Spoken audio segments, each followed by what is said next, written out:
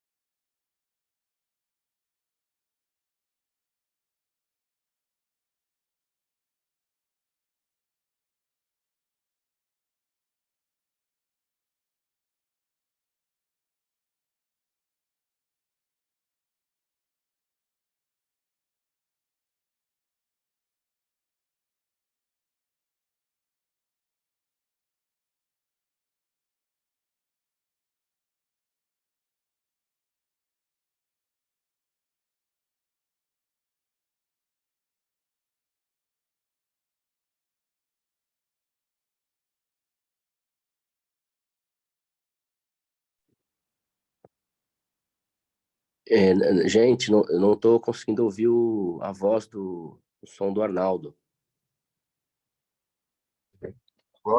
E agora? Sim, perfeito. Beleza.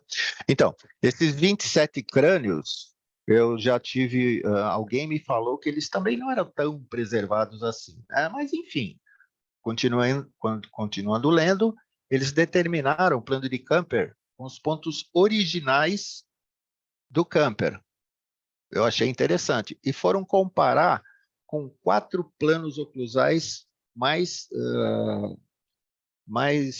escritos na literatura. E o que me chamou a atenção mesmo, de verdade, foi a conclusão. Ou seja, eles simplesmente desaconselharam o uso do plano de Camper como orientação para algumas coisas. Pô, o trabalho nosso todo baseado em Camper e, de repente, ele não é um plano aconselhável para se fazer nada em termos de ortodontia, ortopedia, cirurgias, etc. Tá? Como é que avança aqui, meu filho?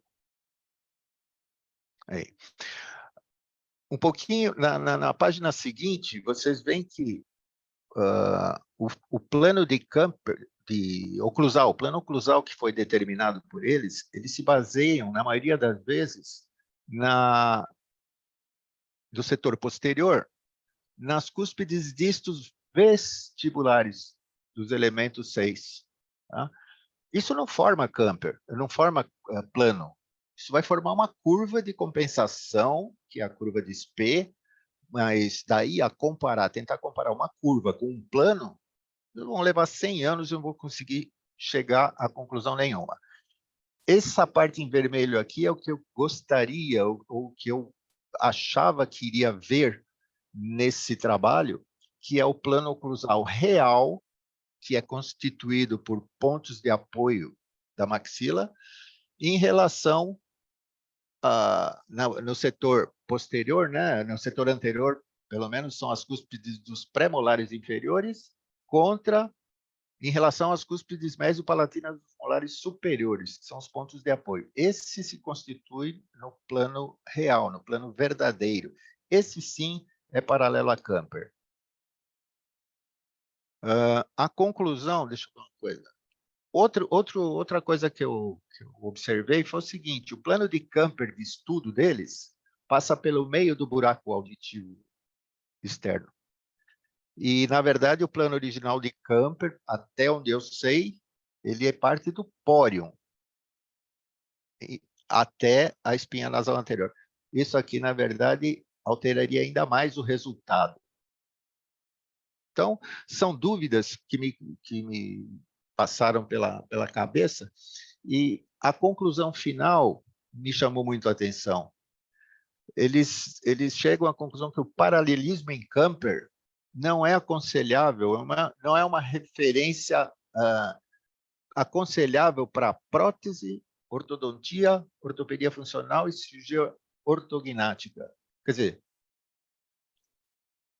joga por terra todo o trabalho que a gente tem feito, todo esse tempo. Tá? Na verdade, quem acabou ficando talvez feliz com essa ideia é o pessoal da RNO.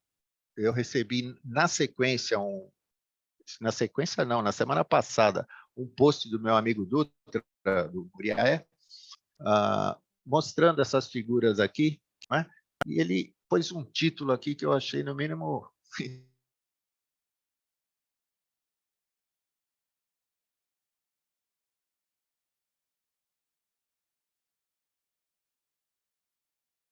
Travou aí, Oi? Arnaldo. Era aí que eu vou corrigir. Rebobina a fita aí. Travou a imagem? Já foi. Não, Então, só fala. Só fala. tá. Você estava falando do Ultra e travou. Tá. O Dutra publicou isso daqui no Instagram, por isso que eu posso falar, né? Público, cobrando, talvez, sei lá, qual foi a ideia dele, do senhor Camper, onde estaria o plano oclusal. E aqui nessa figura, ele mostra o plano oclusal na cúspide do último dente, na incisal. Isso aqui não é o plano de Camper verdadeiro. Inclusive, o plano de Camper verdadeiro, relatado pelo próprio Dutra, que vale a pena assistir, tem no YouTube isso daí tudo, ele é constituído realmente no contato entre as cúspides dos molares superiores com as suas fossas e da cúspide dos pré-molares inferiores contra as ameias dos superiores. Se você fizer esse traçado, você chega à conclusão que ele é muito próximo ao paralelismo a Camper. Aqui, em maior aumento, ó, tá vendo? Esse plano aqui é um plano de Camper, é um plano oclusal meio estranho, né? Mas associado à curva. O plano verdadeiro partiria aproximadamente da cúspide do molar contra a cúspide do inferior pré-molar. E eu projetei ele aqui para cima, ele fica meio próximo do paralelismo. Eu enxergo por aí, tá? Então, se eu fosse o Petrus Camper, eu responderia: depende do que você considera plano oclusal. Se estiver comparando com cúspide vestibular, você não vai chegar a conclusão nenhuma. Agora, se forem os pontos de apoio principais citados por planas, você pode usar esse plano, o meu, né, dele, como referência. Mas certamente seria uma mensagem póstuma, porque não dá para conversar mais com ele, né? Acho que morreu faz tempo. Por enquanto não dá. Do jeito que está avançando a tecnologia, quem sabe a gente faz uma comunicação futura aí. Bom, aqui é a dissertação original que você encontra no livro do Bidegain, do trabalho do Camper, do Petrus Camper. Você vê que o ponto que ele usa é o pórion ósseo, que é a parte mais superior do buraco da orelha, contra a espinha nasal anterior. E o Petrus Camper, ele estudava esse ângulo aqui, tá, que é o ângulo facial, e a história dele, do Petrus Camper, é muito dramática, inclusive, né? Porque, bom, enfim, se vocês conseguirem ler alguma coisa a respeito, vai ser bem legal. Mas eu queria partir do conceito de plano. Qual é o conceito de plano? Plano, conceito não, definição, é diferente conceito e definição. Definição de plano.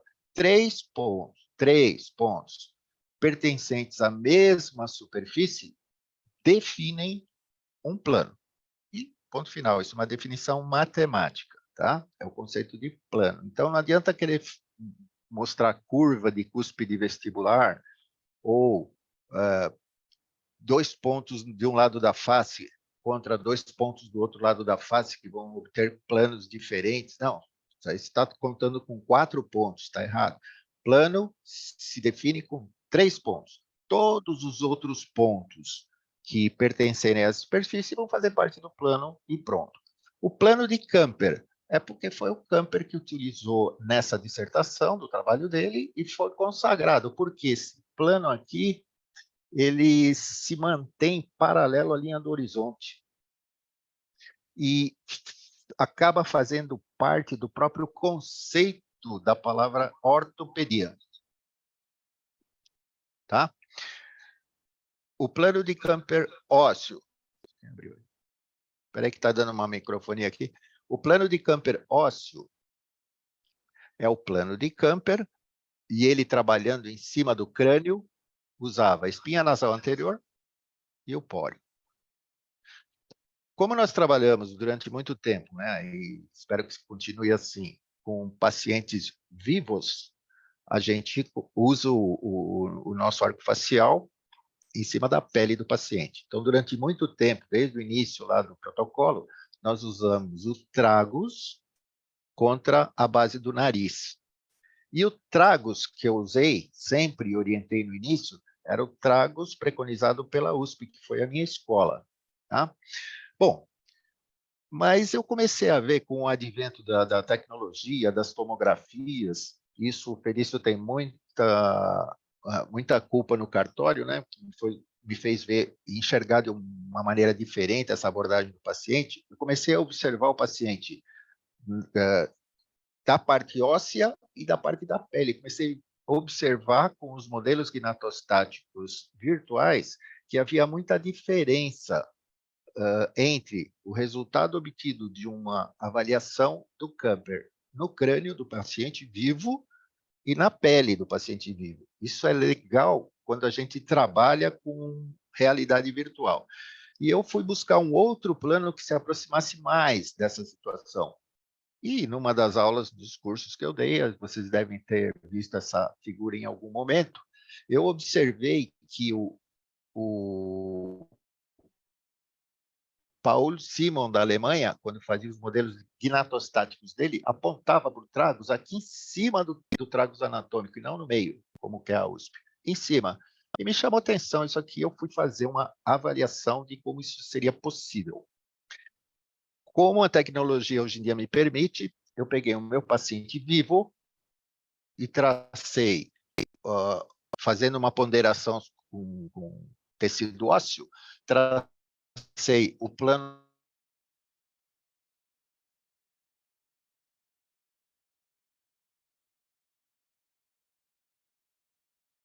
Travou o som.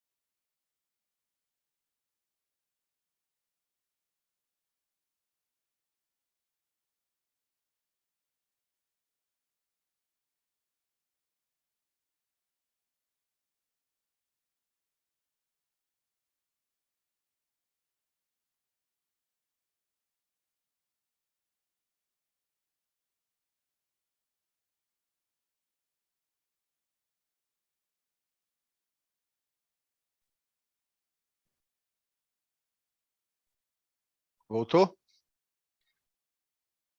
Voltou o som e tudo, né? Bom, o que eu fiz? Eu peguei, na verdade, 20 48 indivíduos, né? Um N, meu N tem 48, na verdade foram 24 indivíduos que foram tomografados e eu tracei o plano de camper ósseo do crânio desses indivíduos e depois, ponderando com o tecido mole, com a pele, eu tracei o plano azul da USP que eu usava e o vermelho, que é o do Simon, né? Que é nesse pontinho aqui em cima. E olha que resultado interessante, cara, que eu consegui. O paralelismo do Simon com o ósseo é muito perto. É muito perto. E a angulação do USP que a gente usava era uma variação muito grande. Eu botei até aqui em números. Deixa eu ver se eu consigo mudar aqui. Olha só, a variação quando eu comparei o USP com o ósseo, dava mais ou menos da ordem de 7 graus de variação. E do Simon com o osso, não chegava a 2 graus, que é dentro de um padrão biológico aceitável, como margem de erro. A única coisa que existia de diferente é que a distância entre o plano de Camper do osso e do Simon era de 8 milímetros em média. É lógico que para publicar isso aqui eu vou ter que contratar um estatístico, fazer aquelas cálculos com Q quadrado, T-student e tal, né? Para chegar no número mais real. Mas a variação é muito grande. Então, eu passei, isso é a atualização, eu passei a utilizar para referência no osso, sim, que é o póreo e o espinha nasal anterior, é o padrão ouro, é o mesmo. Mas na pele, no arco facial, o ponto do Simon, tá? Que é o ponto do Simon, que é esse daqui, ó. Tá? A parte superior do tragus anatômico. E eu fui, por curiosidade, saber, tentar achar que ponto que era esse, e, por minha surpresa, o nome desse ponto é ponto boca, na auriculoterapia. E na espinha nasal, em referência à espinha nasal anterior do ósseo, o ponto da pele é o GV26 da acupuntura, que é a base do nariz. Então, hoje em dia, quando eu vou usar o meu arco facial, eu utilizo o ponto boca, direito e esquerdo, e o GV26 aqui na frente. Tá? Esse é o recado que eu tinha que dar para vocês, uma atualização. É lógico que quem ainda usa o arco facial antigo e tal, vai mudar muita coisa? Não muito, mas a gente está mudando esse rumo, né, para tentar diminuir a margem de erro. Esse era o primeiro recado, tá? Ô, Arnaldo, Sim. e tu não, e quando tu monta lá no gnatoforo, tá? Tu não faz tu não faz nenhuma compensação, né? De trazer 10 milímetros à frente do ponto boca. Sim, 10 milímetros à frente. Aqui o ponto boca é o ponto de referência. Isso. Tá? E aí, esse ponto boca, em relação à base do nariz, você marca 10 milímetros. Então, o ponto tragus vai ficar por aqui, mais ou menos, né? 10 milímetros a partir desse pontinho boca aqui, para frente. Beleza. Tá? Só que eu não faço a compensação no arco facial, não. Eu marco na pele. Tá. Você marca na pele. Quem que Ou é que então... foi? Ah, Adriano.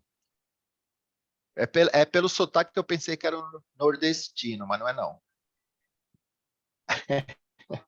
Mas não... Bom, vai. Vamos tentando assim. A gente acha que está com poucas pessoas aqui, dá para conversar. A Kelly, quer falar? Sim, não? Não.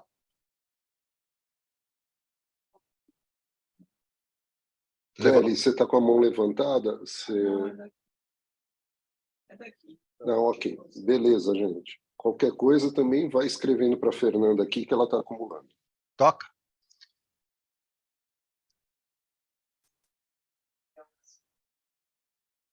Cassiolato está perguntando se é 12 ou 10 milímetros. É 10, Gabriel. O ponto que eu estou usando agora é 10 milímetros à frente do boca, não do meio do tragus. tá? Porque como esse ponto boca ele está um pouquinho à frente, então eu não preciso colocar 12 milímetros, não. Pode colocar no 10, que fica todo mundo conversando igual, ok? Bom, vamos partir rapidinho agora para o tema central do meeting, que é sobre a apneia do sono. Eu já quero deixar bem claro, gente, que eu não tenho nada contra o que está acontecendo em relação à apneia do sono. Eu acho que é um avanço muito grande dentro da odontologia. A odontologia pode proporcionar uma ajuda tremenda em cima desses pacientes que sofrem muito com a apneia do sono. Pessoalmente, eu só acho complicado o exagero no sentido de se conseguir, através da titulação de uma polissonografia, um avanço exagerado, que acaba trazendo consequências graves. Tudo bem, existem muitas sequelas, muitos sintomas associados a isso. Aí você vai me falar, até o Giovanni, agradeço, Giovanni, você me alertou, poxa, antigamente a solução era fazer uma traqueotomia. Hoje em dia a gente consegue minimizar isso. Concordo plenamente, não estou de maneira nenhuma desaconselhando o uso, né, a intervenção do dentista, mas eu só chamei a atenção, inclusive falei isso lá, tentei mostrar lá no encontro da Dental Sleep Medicine em Florianópolis, para a gente tomar um certo cuidado nessa titulação, porque acaba complicando, né? Tá? Então, eu quero deixar bem claro isso. A primeira coisa que eu passei para vocês aqui, se você fizer uma pesquisa rápida na internet, e que é a tal da coisa da evidência científica, né? Você vê que tem alguns trabalhos de revisão de literatura mostrando os efeitos colaterais do uso do DAM, o dispositivo de avanço mandibular. Mas eu encontrei mais de 60 citações relacionadas a efeitos colaterais, mas nem todas passam pelo crivo da Cochrane, que é uma instituição séria que avalia tudo, e chegaram só a 6 artigos importantes, mas todos eles relatam que existem esses efeitos colaterais, sim, eu não estou inventando, não estou achando, né? Porque você olha na fotografia que sai diariamente aí nos Instagram da vida, você vê que todos eles, a maioria deles, tem um avanço exagerado, levando o cara a uma classe 3. E aí comecei a perguntar, e o cara que já é classe 3, vai ficar classe o quê, né? Será que é isso mesmo ou não? Então, eu acho que a gente deve continuar investindo nisso, usando os nossos aparelhos do ronco, da apneia e tal, mas com certa parcimônia. E eu aqui entre nós, já que é um grupo fechado, eu não gosto muito também dessa história de que o médico é que dá o diagnóstico, tá? Como o colapso se localiza na região da orofaringe, eu acho que o dentista é mais treinado para enxergar esse tipo de coisa, principalmente do ponto de vista da fisiologia, e nós não temos que ficar, sei lá, dependendo de um diagnóstico de uma indicação médica para poder intervir e ajudar esses pacientes. É que a maioria dos trabalhos, né, e das pesquisas são feitas por médicos. Então, a gente acaba ficando na mão deles, ok? E eu mostrei isso, eu quero só citar rapidamente, que a maioria dos textos médicos que eu encontro, eles se baseiam nesse resistor de Sterling, que, associado eu fiz mais ou menos na mesma posição, se constitui de um tubo nasal, teoricamente rígido, que é esse daqui, um tubo também rígido na parte da hipofaringe, que é isso daqui, e essa parte dentro do resistor da caixa, né, de Sterling, um tecido mole, um tubo mole, totalmente flexível, que seria a área colapsável. Então, quando você passa um fluxo de ar em alta velocidade, no momento da expiração, e você tem um efeito Venturi, criando uma pressão negativa nessa região, você provoca um colapso dessas estruturas aqui que impediria, teoricamente, a entrada do ar e o paciente acaba entrando em apneia, tá?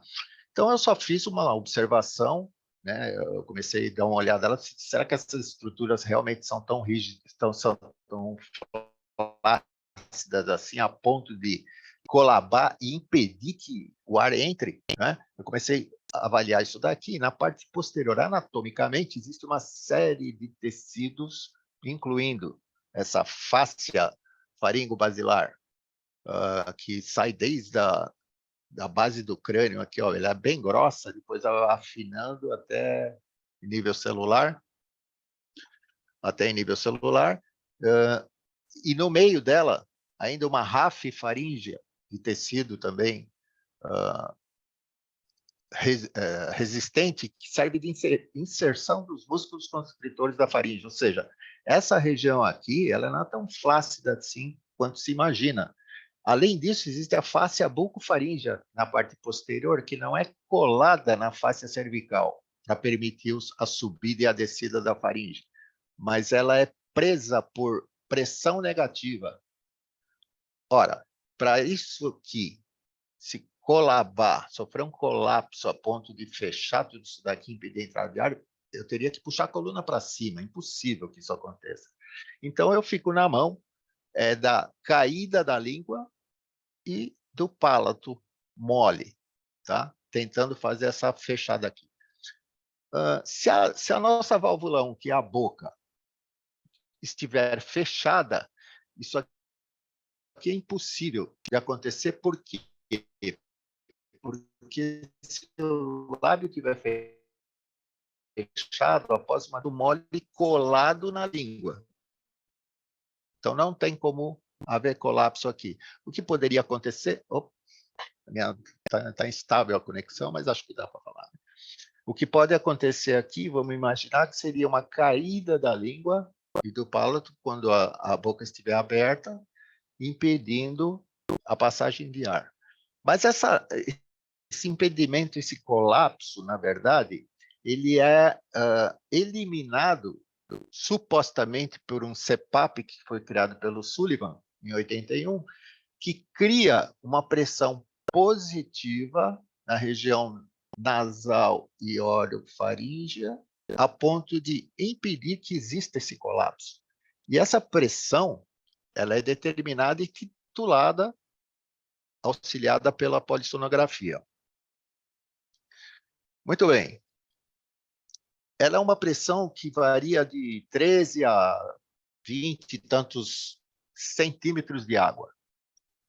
Se você for analisar dentro da fisiologia dos gases, o que tem aqui fora, ó, no ambiente externo? Ar ambiente. Qual é a pressão desse ar ambiente? De uma atmosfera, tá? Que significa 760 milímetros de mercúrio, ou, isso aqui que me chamou a atenção, 1.033 centímetros de água. 1.033 centímetros de água. Como eu não tenho uma portinha aqui fechando essa região da válvula 2, nariz é aberto aqui, a lei dos gases, principalmente a lei de Boyle, mostra que num ambiente de alta pressão, ele invade um ambiente de baixa pressão até que haja equilíbrio, até que haja todo o ambiente é invadido. Puxa vida, se 13 centímetros de água é suficiente para manter isso aqui sem colapso, por que 1033 não agiria da mesma forma? Tá? É uma pergunta que eu me fiz. E aí vem a dúvida, né? Bom, mas se não é o colapso do efeito Venturi, do tecido mole, por que o cara entra em apneia? Aí nós temos que pensar na respiração, tá? No controle da respiração, que é quando o nervo frênico ativa o diafragma e ele abre o pulmão com um volume que permite 500 ml de entrada de ar, que é o volume corrente, né? Não vamos pensar em outra coisa, só no volume corrente já está bom. A hora que você abre esse espaço aqui, através da lei do Clapeyron, lei geral dos gases, todo o ar que está aqui fora ele é puxado, sugado aqui para dentro, no momento da inspiração. E todo esse controle é pelo núcleo respiratório. Tá? Então, vocês veem aqui ó, que no grupo respiratório ventral, ele aciona o frênico. É só o diafragma que funciona. E aí nós temos que falar um pouquinho das categorias de respiração. Quando nós estamos deitados, fisiologicamente, quando nós estamos deitados, o único músculo ativo é o diafragma. Além de outros lá, oculares, auditivos, enfim. Mas é o diafragma que teria que funcionar. Quando nós estamos sentados, entram em ação a categoria 2, que seriam os intercostais, os calenos, abdominais, etc. E na categoria 3, quando nós fazemos exercício, entram os músculos acessórios, esternocleidomastoideu e trapézio superior. O problema existe quando o cara troca de categoria. A maioria dos pacientes que tem problema de distúrbio do sono, eles estão ou na categoria 2 ou na categoria 3. Aqui é mais exagerado. Categoria 2 é o mais comum, onde o indivíduo está deitado e está ativado o diafragma e todos os outros músculos intercostais e abdominais, etc. Tá? Nesses casos aqui, eu já tive pacientes assim, mas são pacientes já com um problema mais sério, como enfisema pulmonar, enfim. Mas vamos pensar nisso daqui. Ó. Isso aqui acaba atrapalhando a interpretação da polissonografia. Por quê? Porque quando o cara entra em apneia, a percepção que ele tem que ter, o técnico, é que se tem movimento nos abdominais e nos intercostais, né, pelos sensores, ou não, para categorizar a apneia. Acontece que quando ele entra em apneia, na deglutição, nós vamos ver aqui a razão, esse nervo aqui, que é o frênico, ele é inibido. Mas só ele.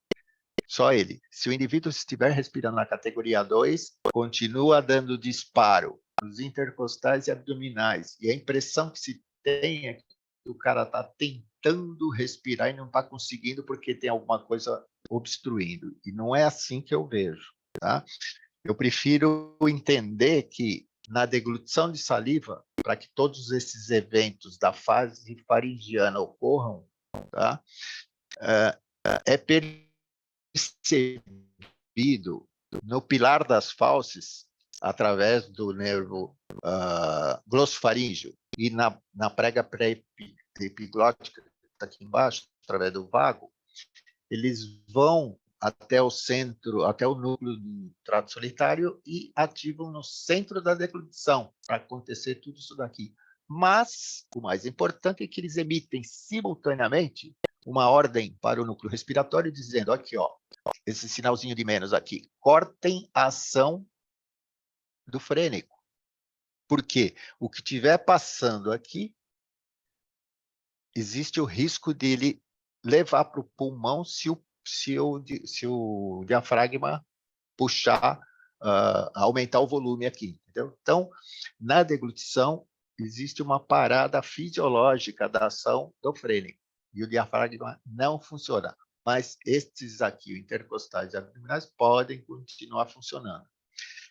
Como esse disparo, um cara que tem flacidez muscular, por exemplo, ou está com a boca aberta, e tem os tecidos moles aqui, ele continua, o paciente vai ficar, o indivíduo vai ficar com essa informação, com essa anulação do diafragma durante o tempo necessário para ser considerado um evento respiratório.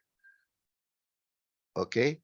Então, na verdade, o grande vilão da síndrome da apneia do sono é o sistema gama deprimido, que é o que controla o tônus postural muscular de toda a musculatura esquelética. Tá? E esse sistema gama é um sistema autônomo, nós não temos controle sobre ele.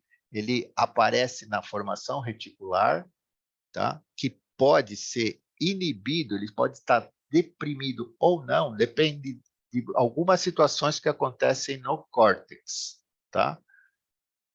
A mais importante é sobre o córtex somestésico, que tem uma ação positiva na supressão e negativa na facilitadora, ou seja, o sistema gama fica totalmente deprimido quando o sistema somestésico está excitado. Em que condições ele acontece essa excitação? Em casos de dor ou, principalmente através do sistema proprioceptivo, através da posição espacial da articulação temporomandibular e da biomecânica alterada. Todas as vezes que eu estiver dentro dessa situação, eu vou ter uma influência muito importante no córtex somestésico, tá? Que vai deprimir o meu sistema gama. E vai acontecer com o paciente dormindo aquela excitação nos sensores epiglóticos e da pilar das fauces que vai inibir a ação do frênico. E o cara entra em apneia, tá? Muito bem. Sabendo disso, que o sistema gama é o vilão da história, eu vou ter que lançar mão de alguns artifícios para posicionar isso aqui de uma maneira melhor e fazer essa biomecânica se manifestar, para anular a ação em cima do córtex somestésico. Por isso, eu achei essa figura aqui bem interessante, bem bacana, ó, onde ele mostra, a gente está acostumado a trabalhar em cima de tomografia, mas aqui é uma figura dos tecidos moles, né? Então, nós temos aqui a banda posterior do disco articular, que é a cabeça da mandíbula, né? Eu pintei de preto aqui, porque eu acho que aqui ainda está ruim, é preciso ir um pouquinho mais para frente, mas eu tenho esta distância aqui, que é a área articular superior, que é a banda posterior do disco, que mede 3 milímetros. Então, não posso ter essa área invadida, porque se tiver invasão aqui, é porque o disco já não está mais aqui. E, principalmente, na área posterior, nessa região aqui, que é a zona bilaminar, que é de alta propriocepção. Se tiver menos do que 3 milímetros, significa uma compressão, e tudo isso daqui vai ter uma influência muito negativa em cima, ou ao contrário, né? Muito positiva em cima do sistema somestésico, que, por sua vez, vai inibir o sistema gama e flacidez muscular. E agora eu queria passar para vocês como que o AS1 pode ajudar nesses casos. Não é que eu tenha criado uma variação aqui, mas pensando em ajudar esse povo aí da apneia, eu criei uma versão do AS1 que eu chamei de Dental Sleep, né? Que nada mais é do que o mesmo AS1 que a gente usa para outras coisas, com o mesmo protocolo, só que sobre uma placa de acetato, que é bem fininha e fica em cima de todos os dentes, porque quando a queixa principal do paciente é a apneia, ele vai se sentir mais confortável, né? Tem vários pacientes usando isso daqui e realmente é um conforto extremo, para que ele consiga ter aderência ao tratamento da apneia obstrutiva do sono, não com um avanço mandibular, mas com reposicionamento através da mudança de postura terapêutica. Okay? Qual é a associação que eu faço com os aparelhos convencionais? Ele tem uma titulação? Tem também, mas é através da titulação dele, não depende da polissonografia, sim de uma mudança de postura terapêutica reversa que a gente calcula. Aí você fala, mas Arnaldo, pô, eu não sei fazer isso daí, ou então eu aprendi, você me ensinou, mas o negócio é muito chato. O que eu faço? Pô, você vai lá no site AS Odonto, que é o posto Ipiranga do AS1, e compra, tá? Existe uma equipe toda preparada que consegue fazer esse cálculo para você e te dar a dica. Falar, você vai ter que levantar essa mordida aqui em 1 milímetro e avançar 2 de um lado e 1 do outro. Então, é muito fácil fazer isso aqui, mas é muito fácil fazer também. E você chega nessa situação aqui. Na sequência, você vai fazer o quê? Como é que aqui eu estou construindo com resina acrílica, tá? E fazendo toda a mecânica de movimentação de lateroprotrusiva e de avanço também, né, de protrusiva, marcando aqui, nesses pontinhos aqui, ó, uma trajetória e um ponto de apoio dos inferiores, que é, na verdade, o acessório que eu uso para manter essa postura. Eu não preciso de um aparelho de baixo. O aparelho que eu uso, o acessório que eu uso é essa lei da mínima dimensão vertical de oclusão. Quando a mandíbula fechar procurando esse contato aqui, ele só vai conseguir fechar onde eu defini, onde eu determinei, tá? Então, esse é o acessório de manutenção de postura, evitando arcos dorsais e todo esse tipo de coisa. O diferencial dos DAN, dos aparelhos de avanço, é que a superfície dele é composta de pistas de decolagem, que foram construídas dentro do gnatoforo, que representa o ângulo funcional mastigatório de planas equilibrado, fazendo com que a mandíbula execute movimentos para frente, para baixo e para fora, né? De um lado e de outro, com amplitudes e velocidades iguais, treinados pela fisioterapia que a gente coloca. A intenção disso daqui qual que é? É promover coerência no sistema cortical. Sim, esse é o grande diferencial do uso do S1DL, né, para fazer o controle dos pacientes apneicos, certo? É muito simples de fazer, mas fala, pô, Arnaldo, eu não tenho, como é que eu faço o modelo gnatostático? O modelo gnatostático, se você tiver o gnatoforo, você consegue construir muito fácil. Fala, mas eu não tenho modelo, eu não tenho gnatoforo e eu não quero comprar. Como é que eu faço? Vai lá no posto Ipiranga, no AS Odonto, que a gente faz para vocês, ou então aqui na Crânio também eles constroem um modelo padrão ouro. Você imprime e coloca no seu gnatoforo. Ah, mas eu também não tenho gnatoforo e nem quero comprar. Tá bom, então você vai no posto Ipiranga. Vai lá no AS Odonto que a gente faz para você ele totalmente impresso em 3D, ou fresado, ou essa versão DL, que é muito simples de fazer. Tudo isso a gente dá esse suporte, né, para que você consiga desempenhar o teu trabalho bonitinho.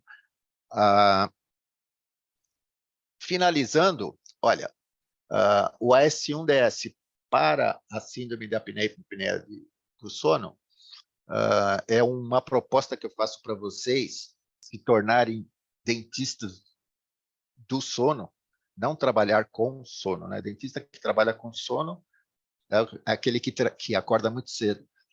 Então, ele trabalha com sono, mas trabalhar ajudando as pessoas, monitorando as pessoas que têm apneia, seguir esse protocolo, né?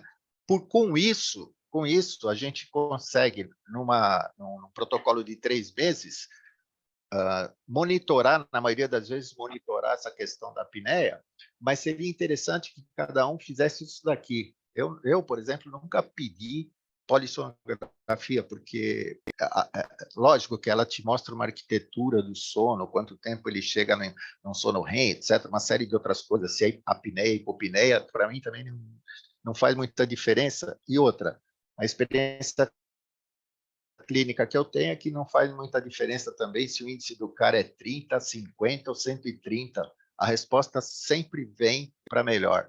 Então, eu prefiro usar, e eu aconselharia vocês a usarem também, eu passo isso depois no grupo, que é um questionário de Pittsburgh, que ele te dá um score da qualidade do sono, tá? Isso é um questionário de 19 perguntas, o paciente responde e você tem um score da qualidade do sono dele.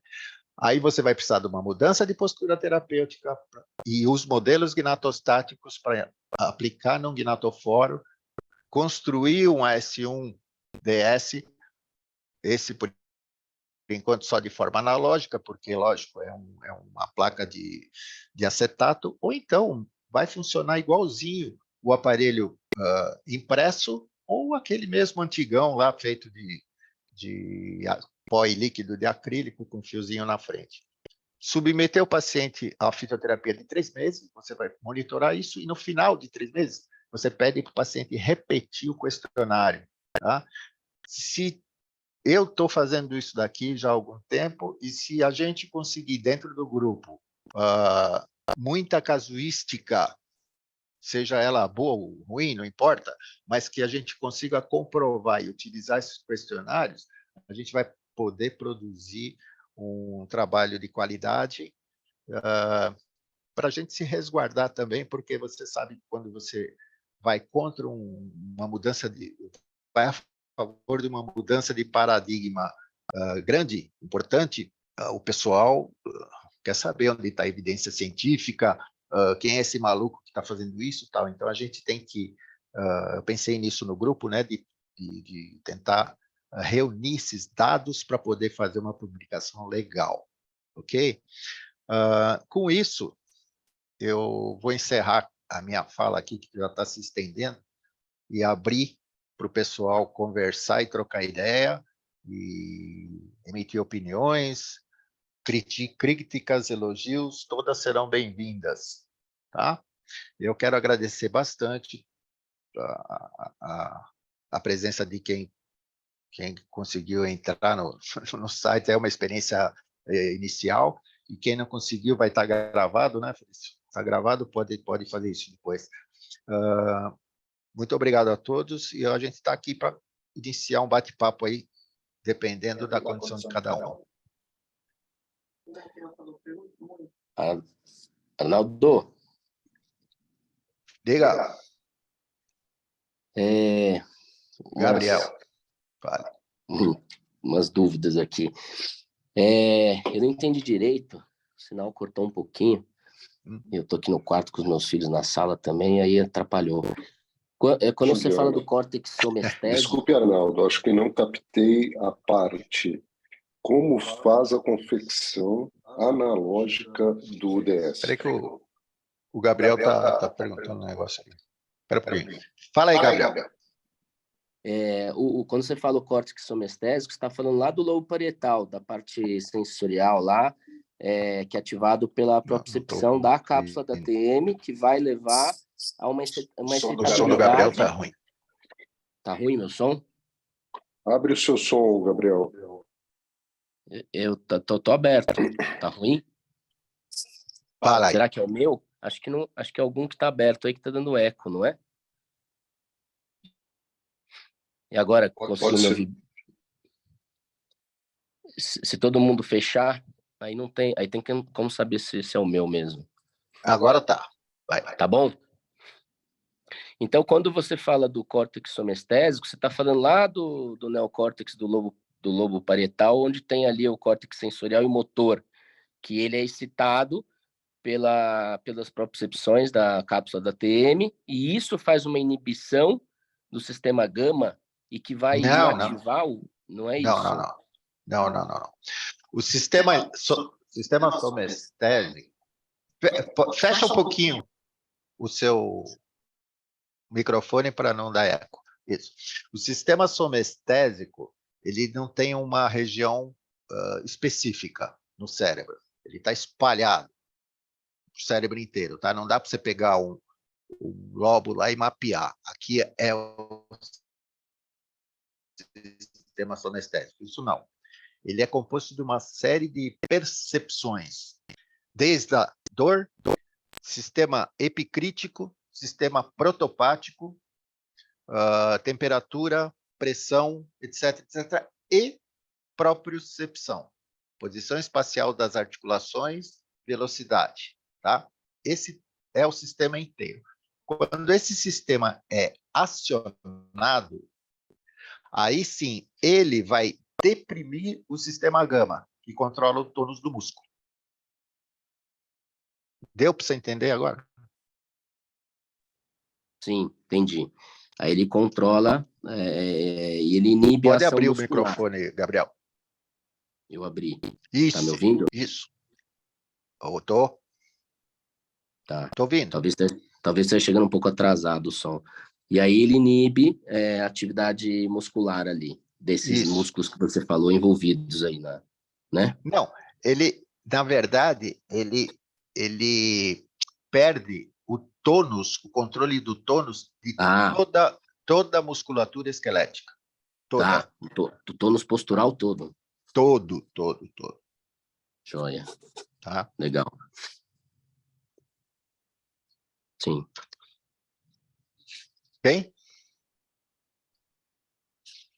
Ok. Tá conseguindo ouvir meu áudio aqui bem? Tô. Eu queria fazer só um adendo aí ao que você mostrou desse estudo, que o pessoal colocou lá o plano de Camper ósseo, e eu não li ele inteiro, mas eu achei bem prepotente, na verdade, essa questão, e subjetivo também a conclusão, né? Porque é que o pessoal, eu acho que pode ter um erro de interpretação aí, porque o pessoal considera na prótese, na ortognática, obrigatoriamente, né, deve ser paralelo, e eu vejo como eu estava discutindo isso com a Patrícia Valério, inclusive, tem que ser ele é uma referência muito rica. Agora, ele ser perfeitamente paralelo, não sei, porque a adaptação que a gente tem geracional das gerações, isso vai modificando, né? Então, eu acho que ele é a referência mais importante que a gente tem para definir o plano oclusal quando ele se perde, quando ele está alterado. Sim, Mas aí, para isso, os caras falarem isso, é uma janela muito grande, ó. É um absurdo. não. Principalmente, Gabriel, porque o plano de referência oclusal que eles estão usando não é um Errado. plano, é uma curva. Não, Tá? você não pode pegar cúspide vestibular, que não é nem Com cúspide certeza. funcional, do molar Exatamente. superior. É um absurdo. Mas o que chama mais atenção ainda é que esses mesmos caras que escreveram, eles estão anunciando cursos ou treinamentos aí para como conseguir colocar um plano de camper nos seus modelos. Aí você fica meio perdido, né? Pô, o cara desaconselha, mas Total. quer ensinar como faz? Fica meio complicado. Complicadíssimo. Vamos E a última lá. coisa que eu queria Tinha falar, eu uma estudo muito pergunta aqui. tomo, então Cadê? esse plano, Subiu a pergunta da esse Judite. plano de camper ósseo, ele, ó, deixa ela perguntar então. Tá. Depois a gente volta aqui. Imprime uma placa de acetato como se fosse uma placa de bruxismo e faz um S1 em cima dela. Isso mesmo. Eu tenho usado uma placa de acetato cristal de 1,5. 1,5. É o suficiente. O paciente adora, que ela encaixa perfeitamente, você faz o S1 em cima, dá polimento e fica bem confortável. Ele acaba conseguindo usar a maior parte do tempo, não só de noite, porque uma coisa que acontece como quando você institui uma modificação do plano oclusal por um período só do dia, ou seja, só à noite, você acaba criando uma confusão entre o input do sistema, né, a informação do sistema, e acaba criando uma condição que a gente chama de desorganização neurológica. Tá? Então, quando a gente parte para alterar a superfície oclusal, costumo dizer que é um bilhete de viagem sem volta. Tem que ir em frente, usar a maior parte do tempo e depois perpetuar isso, seja lá com o que for, com próteses, com ortodontia, que tem o Júlio lá em Cascavel, está fazendo muito legal essa parte de ortodontia, orientada, né, pelo S2, e agora a gente está trabalhando em cima dos Invisalign também, permitindo que a gente faça alinhadores inteligentes, usando a própria ferramenta do Invisalign. Tá? Tem outra aqui, quem é? A Edilene? Causando distúrbio do sono. Na verdade, Edilene, se o cara já está usando medicação para tentar tratar ansiedade e depressão, e isso é a causa do distúrbio do sono, ou de um bruxismo, né? Porque tem meio uma faca de duas pontas, você quer cuidar de uma coisa, mas você acaba causando outra. O AS1 ele vai servir, na verdade, para modular esse processo todo, mas vai ter uma incompatibilidade aí de tratamento, né? Você precisa tomar só cuidado com isso. Mas o resultado clínico que eu tenho tido para tratamento de bruxismo, principalmente noturno, com o uso do AS1, tem se mostrado favorável, principalmente depois da Físio 2. quando você começa a acionar e trabalhar os músculos de lateralização do sistema. Neila? Está mais para baixo aí? Boa noite, professor. Eu posso Oi. falar aqui ou eu preciso colocar no chat? Não, pode falar. Ah, tá. Então, eu queria saber, para a gente mandar aqueles modelos que o senhor falou para enviar para o Posto Ipiranga, né? Posto Ipiranga, se a gente tem que, por exemplo, a gente manda os modelos, mas a gente tem que já ter montado no guinatóforo, né? Peraí que cortou um pouquinho. Então, para a gente mandar aqueles modelos no Posto Ipiranga que o senhor falou, a gente tem que também ter a medida da tomografia da ATM com aquelas zonas bilaminares. Quanto que deu a zona bilaminar? Não. Não, Não necessariamente. Se você entrar no site lá e quiser, por exemplo, olha, eu quero uma mudança de postura terapêutica para avaliação, né? Sim, Nessa mas... avaliação, você vai ter que me mandar a tomografia, o DICOM da tomografia, né? então a gente tem que mandar a tomografia. Cortou o som. Voltou? Então, se você conseguir enviar para mim, lá tem algumas instruções para o site, para o meu e-mail. O DICOM está travado aqui. Aí vocês medem para a gente, então. Mandar o DICOM, só com o DICOM eu consigo calcular para você e eu te dou a opção de quanto vai ser necessário para equilibrar aquele sistema. Então, mas só com o DICOM. A gente tem que mandar o modelo montado no guinatóforo, né? Também. Não. Vamos supor que você não tem o modelo. Você quer a mudança de postura terapêutica. Só com o DICOM eu resolvo. Aí você fala, eu quero o modelo. Eu vou precisar do DICOM, você já me mandou, e mais um escaneamento dos dentes. Tá? Aí eu confecciono o modelo. Aí você fala, mas eu já queria o aparelho também, impresso. Eu preciso do DICOM, que você já me mandou. O modelo, que você já me mandou também, que eu já fiz. E aí eu te faço o design desse aparelho, que pode ser impresso em 3D. Hoje em dia já tem umas resinas mais favoráveis, aí, mais flexíveis, que permitem um uso adequado, etc. Então, você consegue... então a gente pode emburrecer, né? Pode. O senhor faz tudo. Pode. Mas agora... então, o senhor deve cobrar uma nota isso, então. Não. Você quer? Eu posso falar de preço, não tem problema, porque está no site lá. Um conjunto inteiro disso daí, o custo de tudo isso aí sai por volta de 700 e poucos, R$800, uma coisa assim. Nossa, que barato, professor. Para o senhor fazer tudo isso? Não, mas veja bem, ele não é difícil de fazer. Ele é trabalhoso para quem precisa treinar, etc. Mas ele não é tão difícil de fazer, não. Aqui em São Paulo, o Hamilton Matui, acho que faz para o pessoal do grupo, né? Sim, ele tem condições de fazer. Eu não sei o protocolo que ele usa para fazer. É o seu protocolo que ele usa, que eu saiba. Que eu sei que o Edson Horibi manda para ele. O Hamilton está no grupo, deixa eu falar. Sim. Não, eu entendi. Tem o pessoal que manda para o Hamilton, sim.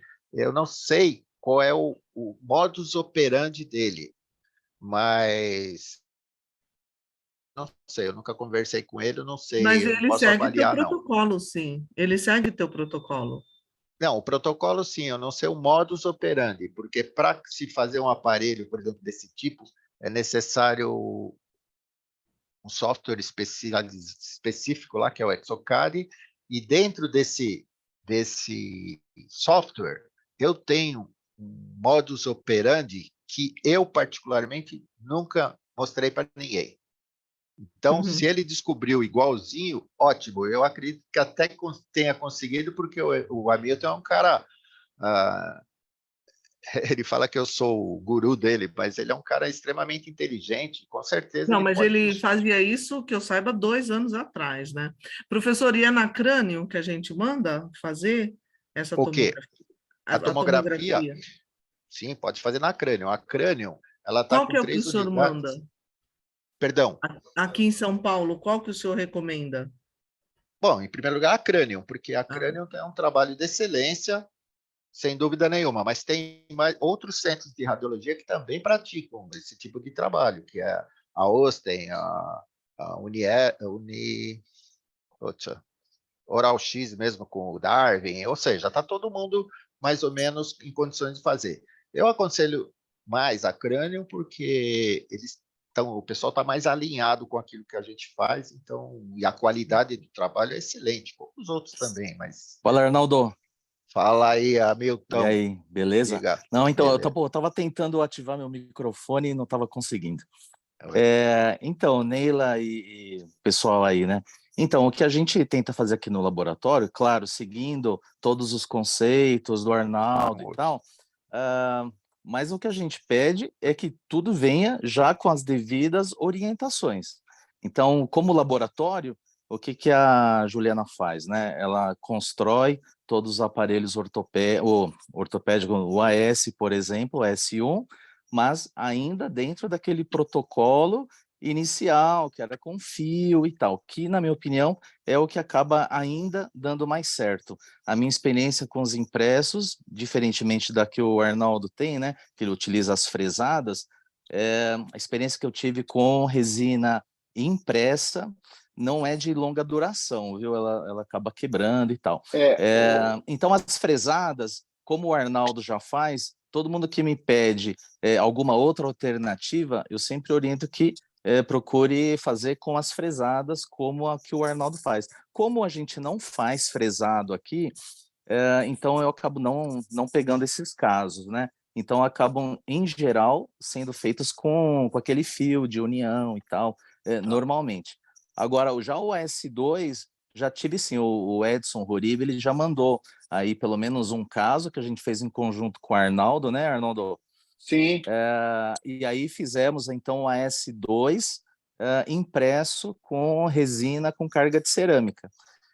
Eu não tive resposta dele aí de como é que ficou o caso. Era um caso que ainda estava em andamento, não sei nem se ele chegou a cimentar.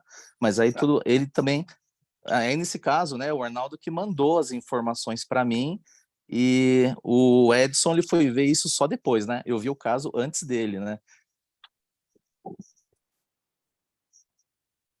que aconteceu aqui? Peraí. Opa. Voltou. A minha aqui. Tá me ouvindo? Tá me... realmente eu lembro desse caso aí, a gente controlou tudo. Agora, veja bem, isso. eu não estou fazendo muito só fresado, Hamilton, eu tenho feito ele impresso também, e até acho que eu comentei com você, foi uma orientação do Diamantino, da Hiller, e agora eu tenho um outro feedback também da Marketech, que se você fizer uma proporção, uma mistura de resina cristal com a Flex, ela tem um resultado excepcional do ponto de vista de impressão.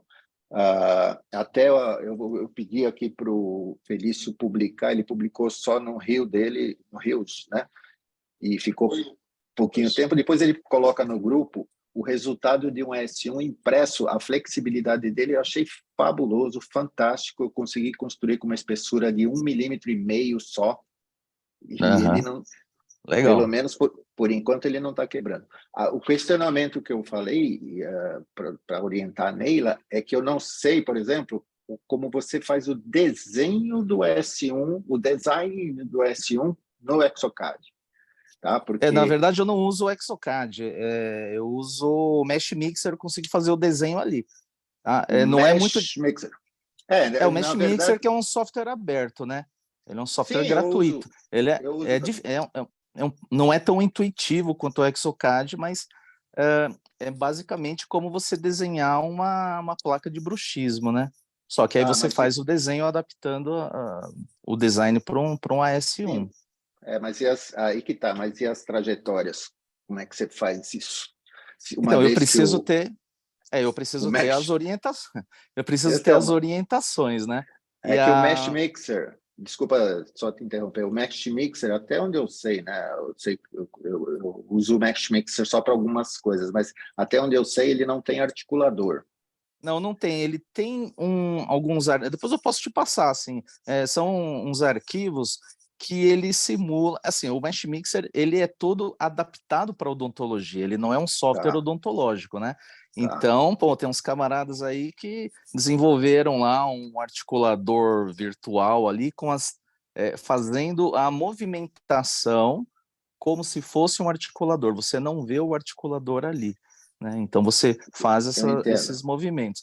Mas, assim, na prática, me dá muito mais trabalho fazer, no caso de um AS, fazer tudo isso daí digitalmente, né? Como a gente tem a facilidade de fazer com um articulador com guinatóforo, então a gente acaba fazendo isso, que acaba dando muito mais certo. E, particularmente, como a minha experiência não foi muito boa com as resinas impressas, até mesmo para placa, né? E principalmente da Hiller. A MakerTech eu tive mais resultado positivo. Tá? Agora, com a Hiller, nem para acertar os parâmetros, eu desisti, sei. assim. Tá? Então, é muita complicado. dificuldade com a Hiller. Mas com a Certo. MakerTech, ela tem uma qualidade bem melhor, mais durabilidade. Tá legal. Mas o caminho, já que nós estamos falando de processo digital, o caminho é o Exocad. A experiência que eu tenho em realidade virtual e a experiência que eu tenho em processamento de dados é um dos sistemas mais perfeitos que eu já vi até hoje na minha vida. Essa plataforma da Exocad, cara, é impressionante. Então, e é muito fácil de trabalhar, só que o bicho é caro pra caramba. Então, eu tenho que ficar caçando os caras que têm, os laboratórios que têm o acesso e ficar brincando lá junto com eles, né? Mas é Exatamente. Por perfeito. causa do alto custo, é que a gente acaba não fazendo aí muita coisa no Exocad por causa disso, né? Sim. Deixa eu ver aqui, ó, a Larissa. Oi, professor. Tudo bom? Tudo. Coloquei Eu estou lendo aqui, vamos ver se eu consigo explicar. Não, olha isso. E aí, leia e vamos ver se explica. Tentei escrever. Minha preocupação, assim, é medinho, né? Medinho mesmo. Tá. Porque, na verdade, quando a gente mexe na mesa oclusal, e que é o que o AS1 faz, essas mudanças de postura são mediadas pela musculatura. E no sono, a musculatura não relaxa? Como funciona? Se eu fiz um pequeno avanço de mandíbula, ou centrei essa mandíbula. Mas você viu que no sono, quando existe aquela condição de musculatura relaxada, são alguns músculos só. Tá? Os que ficam ativos são diafragma, alguns músculos oculares, responsáveis pelo REM, né? Então, eles ficam ativos. Alguns músculos da mandíbula, porque existe o movimento de lateralidade da mandíbula, né? Que não é Rapid Movement Eyes, mas é o Rapid Movement Jaw. A mandíbula se movimenta também, então eles estão ativos. E o que importa ali, no caso, é na fase da deglutição de saliva que ocorre durante a noite, que ele encontre o apoio da mínima dimensão vertical de oclusão, impedindo que a cabeça da mandíbula interfira ou agrida a zona bilaminar. E essa resposta é neurológica, só não depende de músculo, né? A não ser no momento da deglutição, onde são ativados esses músculos. Então, eu não vejo por que não usar, na verdade. Principalmente se você fizer ele em acetato inteiro, porque o medo que dá é assim, fala, pô, o cara já dorme mal. Será que ele não vai engolir esse negócio aí? Não. Então, se você faz a cobertura de todos os dentes, como eu tenho feito, como se fosse uma placa de Invisalign, e você só faz o complemento na superfície oclusal para imprimir ali a mínima dimensão vertical da oclusão, fica perfeito, o cara te agradece.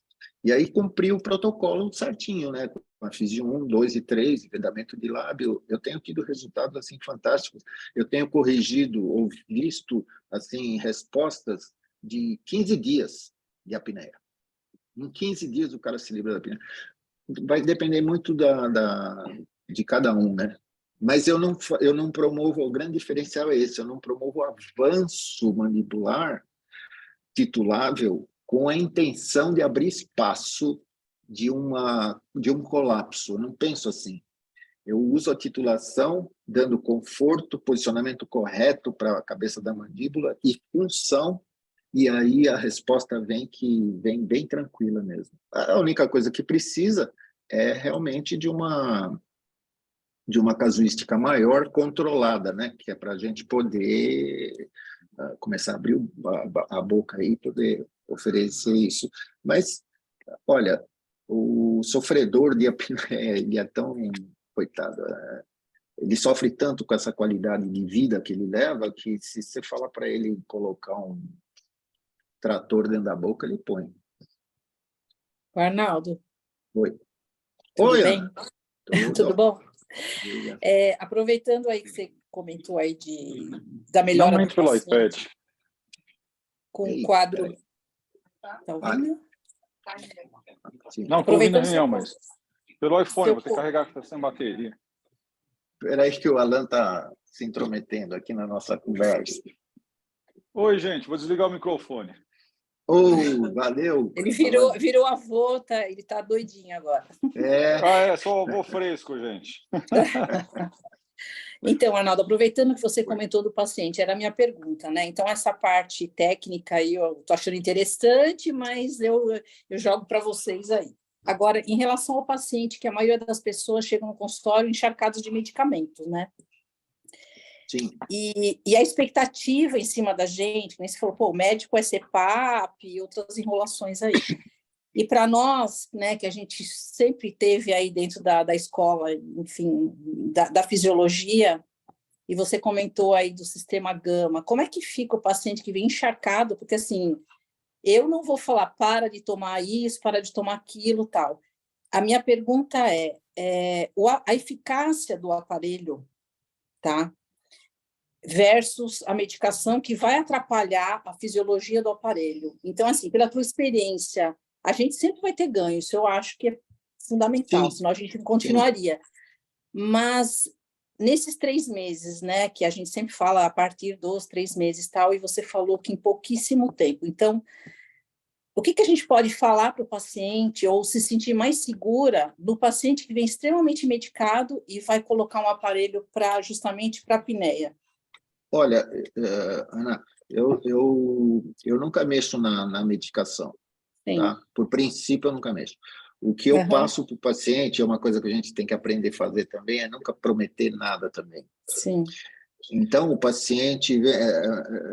É comum, quando eu atendo os pacientes, eles falam assim, doutor, você pode me ajudar? Eu falei assim, me falaram que você né? Eu falei assim, olha, se falaram errado, porque eu posso tentar te ajudar, pode ser que dê uma resposta legal, você vai continuar usando tua medicação aí, né, tal, e vamos ver o que acontece, né? O que eu disse em 15 dias é que eu já tive pacientes que tiveram respostas em 15 dias. Mas, na maioria deles, a resposta aparece nesse intervalo de 3 meses e o próprio paciente começa a se questionar. E tem até aqueles que falam assim, quer saber? Eu não tomei mais esse negócio. Eu falei, cuidado, porque são medicações que precisam de desmame, etc.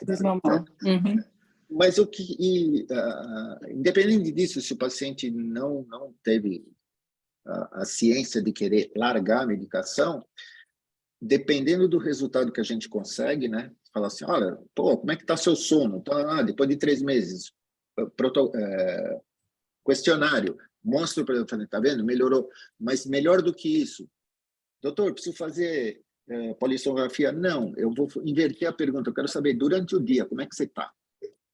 Mas eu não tenho mais aquele sono. Se ele perceber que ele melhorou, eu chego até a fazer a sugestão, falei assim, agora, em relação à tua ansiedade, depressão que você tem sentido, você já tentou uma alternativa diferente? E hoje em dia eu tenho um apoio bem legal da Fernanda, que está aqui do meu lado, tal, porque ela acabou de fazer a formação dela em antroposofia. Antroposofia. Legal. Fique demais. E olha, por incrível que pareça, dá um baita de um resultado, o paciente se sente... E eu tenho usado medicação, a medicação antroposófica para tudo mesmo, até para resistência de mobilidade articular, quando eu preciso fazer a movimentação de lateralidade, tem aquelas aderências, então tem alguns tratamentos externos ou internos que facilitam isso, o paciente se sente motivado e acaba funcionando.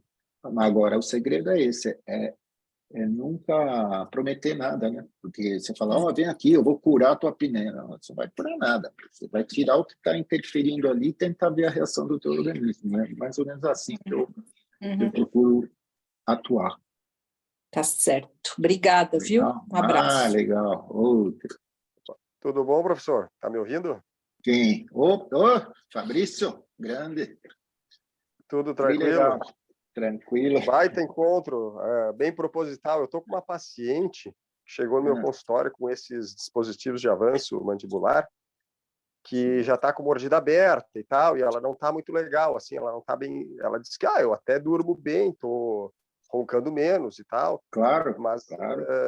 Mas eu não consigo mais mastigar, minha mordida não fecha e tal, e ela disse que não achou que tinha alguma coisa errada. E aí eu não sei como é que ela me achou, mas aí chegou lá, e aí disse, e agora, né? O que eu faço? Então eu falei para ela, né? Fiz a proposta do S1, e aí eu queria pensar numa maneira de avaliar, né? Porque ela está saindo de um dispositivo desses de avanço, que no meu ponto de vista ali parecia exagerado. Como é que eu posso avaliar ela? Esse teu questionário, achei interessante, para mim ter uma resposta, né, do que ela está saindo para a situação do AS1 e a gente saber se está sendo satisfatório isso. Entende? Porque ela sem o aparelho, realmente ela tentou e não fica legal. Eu insistiria no questionário. Sabe por quê, Fabrício? Porque você vai fazer uma polissonografia, por exemplo. Vamos fazer uma polissonografia inicial para saber como é que está a arquitetura do teu sono todo. Está tudo tão mexido ali que... Será que isso vai ser um parâmetro para você poder avaliar alguma coisa ou não? É muito complicado. O questionário, pelo menos, ele te dá, apesar do uso dela, do avanço do DAN, ela vai te dar um score de qualidade de vida dela, não só do sono, né? Sim, do sono, mas tem algumas perguntas lá interessantes, tipo, como é que você está se sentindo no último mês, animada para ir numa festa, ou é aquele paciente já... Então, de repente, o DAN que ela está usando está até invertendo o propósito, né? Ao invés de melhorar até a qualidade, está até piorando por conta disso, da falta de adesão que ela tem do sistema. Por quê? Porque ele vai intervir ali. E é o seguinte, a mordida aberta que você se refere é a distância que existe na relação dos dentes superiores e inferiores, né? Não é mordida aberta esquelética anterior. Não, falta de posterior. contato. Falta de contato posterior, perfeito. Mas isso daí é reversível. E você sabe por que acontece isso? Eu estava vendo aquela questão do artigo, que era pela pressão do aparelho, que acaba movimentando os dentes ou não? Não é não. É o seguinte, todo músculo, você vai entender o que eu vou falar, todo músculo que ele é mantido, encurtado, sem atividade por um certo tempo, ele perde sarcômero em série a partir da primeira semana. Tá? Então, você imagina um cara dormindo toda noite com um DAN que projeta a tua mandíbula para frente. Quando ele projetou a tua mandíbula para frente, os dois pterigoideus laterais estão encurtados, mantidos encurtados. Sim. Quando você tira o DAN, ao invés de ele voltar e encontrar a oclusão, ele fica no vazio ali. Então, a impressão que dá para quem olha, fala assim, ixi, afundou o dente. Não afundou nada. Ele modificou todo o sistema, toda a informação neuromuscular. Isso vai acabar voltando, mas você vai precisar fazer um alongamento excêntrico, né? E o uso do AS1 vai te proporcionar isso. Certo. Você vai acabar fazendo ele voltar. Agora, veja bem, tem que partir sempre para fazer um AS1 para isso. É porque se o paciente tem a apneia, é porque o sistema gama está com problema. A causa primária disso daí é a posição da ATM. Então, a gente teria que partir da posição de máxima intercuspidação dela. Como é que vai fazer isso num primeiro momento? É muito complicado, né? E mesmo assim, às vezes, olha só, é interessante a tua pergunta, porque acaba acontecendo o quê? Com o uso exagerado por muito tempo e com essas projeções exageradas, tá? Acaba acontecendo esse encurtamento muscular. Se você fizer uma tomografia na posição habitual, mesmo aberta, né? Ela não consegue mais fechar lá, mesmo aberta, ela vai apresentar cabeça da mandíbula avançada. Na maioria das vezes, com espaços posteriores exagerados, né? Que a gente sempre... o espaço articular posterior tem que ter 3, 4 milímetros. Nesses casos, se houve muito avanço, está lá na frente, está exagerado. Você vai ter que fazer o quê? Uma mudança de postura terapêutica reversa voltando. Agora o senhor me fez pensar, porque dependendo da situação que ela está, quando ela vai fazer o exame, daqui a pouco vai mudar isso, que ela vai ficar sem placa mais um tempo, se ela não está ocluindo. E aí, depois de um tempo, a ATM já não é mais aquele que fez o exame. Então, também o meu planejamento vai estar errado. Vai depender muito. Ou faz muito rápido, ou então espera a coisa voltar e... sei lá. Tá certo. Mais ou menos por aí. Show de bola. Muito obrigado. Legal. Professor, nesse caso do Fabrício aí, tentando contribuir com ele aí. Então, seria interessante, de repente, ele remover essa placa que ela está usando e partir para uma fisioterapia reversa primeiro, para reposicionar ela com uma máxima intercuspidação e, a partir dali, ele fazer o protocolo? Sim. Sim, essa é uma opção. Ou então, se for imediato, né? Fala assim, não quero fazer fisioterapia, vai demorar pelo menos... Bom, a demora aí pela ciência de 21 dias de trabalho de exercício de alongamento desses músculos, para voltar ao que vai estacar zero. Mas isso tudo é teoria. Sei lá, vai levar 1 mês e meio, 2 meses para voltar. Se for esperar e ela conseguir contornar essa questão do sono, porque existe aquela questão seguinte, por que ela pôs um aparelho desse tipo com esse exagero? Porque ela se recusou a usar um CPAP, né? Então, dentro do que se pensa da odontologia do sono, bom, não teve aderência ao CPAP, vai ter que ter aderência a esse DAN, porque senão o quê? Vai morrer? Não sei, eu não sei o que é a proposta, é melhor isso do que nada. É muito complicado isso, precisa estudar direitinho, porque como é que ela vai suportar? Era leve essa questão da apneia que ela tinha, não era? Ela vai afetar muito, mas já pensou, você vai num caso desse e fala assim, não, tira esse negócio e vamos deixar voltar, a mulher fica ruim. Aluga um CPAP, se for o caso. Usa aquilo lá até que a mandíbula volte a ser o que era, né? Para você ter condições de fazer um exame na posição de estaca zero e, a partir daí, tocar. Você tem que dar essa garantia, entre aspas, né, também. Beleza?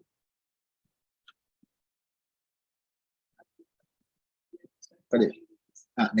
Neila, essa fisioterapia que eu me refiro é a fisioterapia do protocolo AS1, que é aquela Físio 1, Físio 2 e Físio 3. tá? Isso aí eu posso, para quem não tem, eu acho que geralmente nos cursos aí a gente acaba deixando de copiar, enfim, eu posso publicar no grupo lá o que eu uso de fisioterapia no primeiro mês, segundo mês e terceiro mês. Isso é bem tranquilo. Isso tem lá no seu site? Tem, se você entrar no meu site lá, no S-Odonto, no Posto Ipiranga, você entrar lá e procurar a dissertação na aba de artigos, tem uma aba lá que chama artigos, tal, não sei. Tem uma hora lá que você encontra a dissertação, é um arquivo em PDF. É a dissertação que conta tudo sobre o S1, quer dizer, tudo que eu... Inclusive tem a fisioterapia também. As fisioterapias ali até 2014, né? Quer dizer, que foi quando eu entreguei. De lá para cá eu não publiquei mais nada. Tá bom. Obrigada, professor. Não. E aí? Larissa?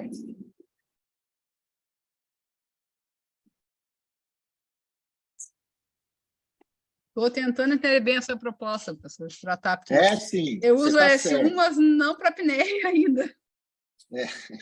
Então, e eu sempre tenho esse conflito, professor, da questão, porque tu pega o paciente, bom, eu trato mordida, sou ortopedista funcional dos maxilares, trato mordida, o que eu tenho que resolver? Ou resolvo a mordida ou resolvo a apneia, porque eu não conseguia fazer as duas coisas ao mesmo tempo, os aparelhos de avanço, você trava a mordida e não faz nada. Então, mas o protocolo, o protocolo é assim, ó, é a primeira fase, que é o S1 VL, né? Que você usa o acetato ou o S1, ou, bom, enfim, é o preparo funcional do sistema. Aí você tira o cara da apneia. A partir daí, você tem que entrar para a fase seguinte, que é perpetuar essa condição. Imagina a seguinte situação. Depois de 3, 4 meses, você fez a reavaliação pelo questionário, ou sei lá, qualquer tipo de avaliação, você fala assim, pô, o cara está feliz. Não mexemos nos dentes ainda. Ele está feliz com essa mudança de postura terapêutica, com essa trajetória, está bonitinho. O que eu vou fazer agora? Vou deixar ele usar o aparelho o resto da vida, que é a proposta da odontologia convencional, né, do sono, o cara vai morrer com aquilo lá. Não daquilo lá, com aquilo lá. A proposta do S1 é você passar para a superfície dentária a informação que aquela mudança proporcionou, para ele continuar com saúde sem ter que usar aparelho. Como é que você faz isso? Alterando a superfície dentária. Um S2, fase, não é aparelho, é fase. E como é que você resolve isso? Resolve com qualquer coisa, com ortodontia, ortopedia, prótese, Invisalign, enfim. Deu para entender? Não, é isso mesmo, é tratar a mordida, na verdade, não está tratando a ATM e com ela tratando a mordida, na verdade. Então, mas eu acho muito importante essa colocação que você fez de tentar trazer estudos, né? Porque me parece, chega a dar um frio na barriga você propor algo assim, que a gente não tem estudo, porque a gente vive no mundo da publicação, né? Sim, e fazer então, parte desse grupo... é muito importante esse grupo que tem essa experiência, tá juntando esse material realmente, até talvez fosse o caso de ter as polissonografias, até que o pessoal deve ter, para colocar. Eu nunca pedi. Quem tem essa experiência puder compartilhar também, eu adoraria ouvir também, porque precisa de um pouquinho de coragem para começar. Não, eu sei, é uma insegurança que dá mesmo, porque tem tanta opção hoje em dia, tem tanta coisa, e você fala, meu Deus do céu, e até uma questão de segurança jurídica, né, professor? A gente trata pacientes, então... Não, mas se os caras usam qualquer coisa, né? Até aparelho comprado na Magazine Luiza, imagina um que tem uma dissertação publicada entregue na USP, entregue na USP e tem base científica, vai? Mais assim, uma perguntinha. Você está propondo que seja a placa superior ou poderia ser inferior? Qual a diferença?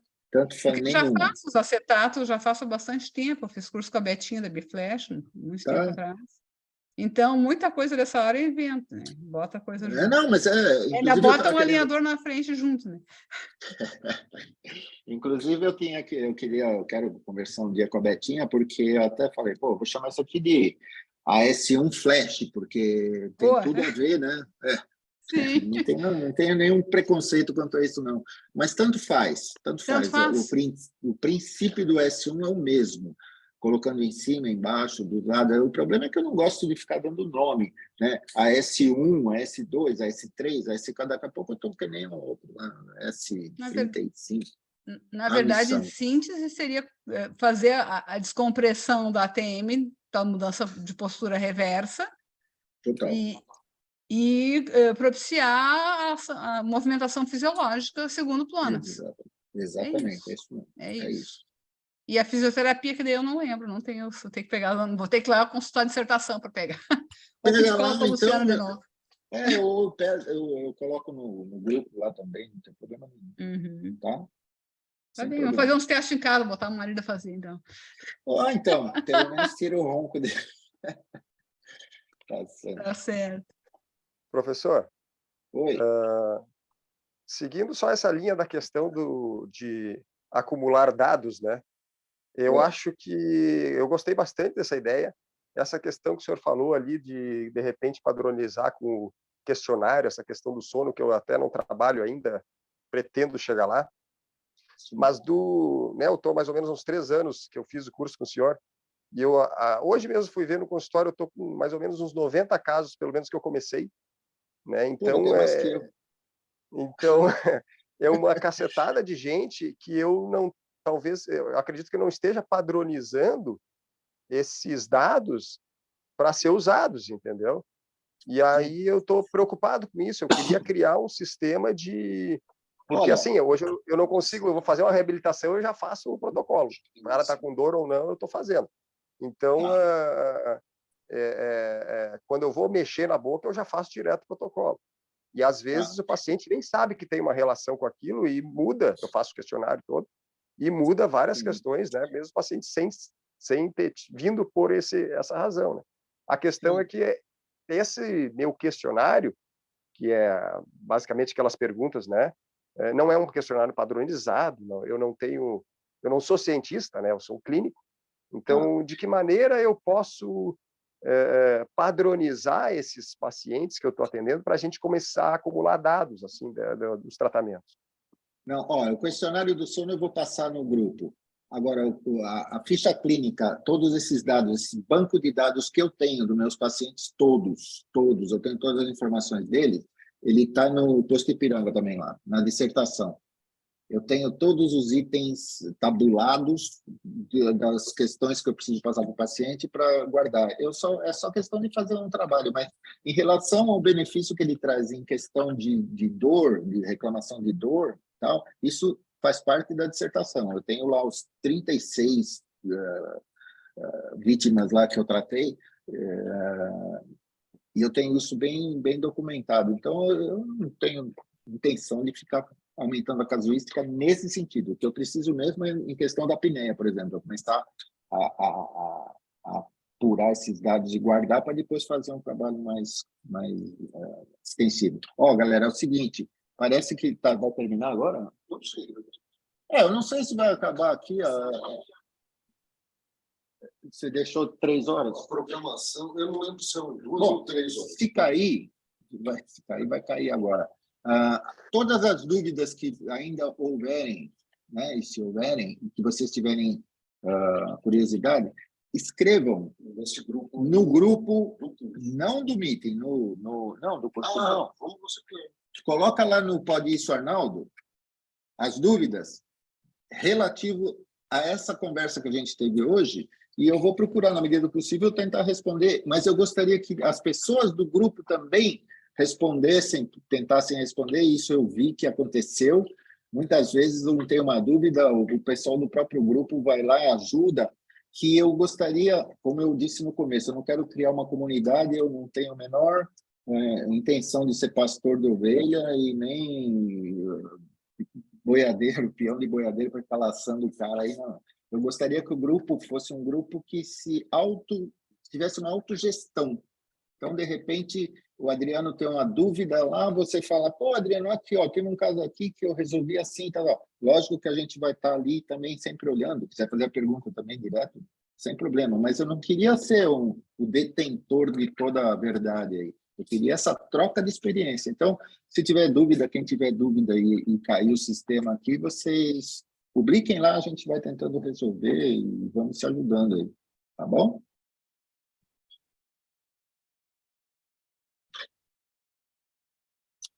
Por enquanto, a Larissa está falando de termo de consentimento, eu já pensei nisso também. Por enquanto, não. Por enquanto, a gente precisa só fazer a gestão dos protocolos e deixar tudo registrado, porque aí a gente tenta entrar numa instituição que possa fornecer um termo de consentimento não esclarecido, não para o paciente, mas de acesso aos protocolos. É diferente também. Então, você não precisa pedir para o paciente ou participar de um trabalho. Não é isso, não. É fazer o teu trabalho com seus pacientes, sem muito medo, sem nada, com o apoio do grupo, e coletar resultado, antes e depois. Depois, se a gente puder publicar isso, com consentimento livre e esclarecido, é de acesso ao protocolo, não a aceitação do paciente. Entendeu? São coisas diferentes. O trabalho da dissertação, por exemplo, eu tive que pedir consentimento esclarecido porque o Comitê de Ética exigiu isso porque eu estava dentro da universidade fazendo, né, com pacientes de lá. Então, é por aí, tá? Valeu, galera. O modelo de aparelho precisa estar definido, tá? O modelo está tudo lá no Posto Ipiranga, na dissertação.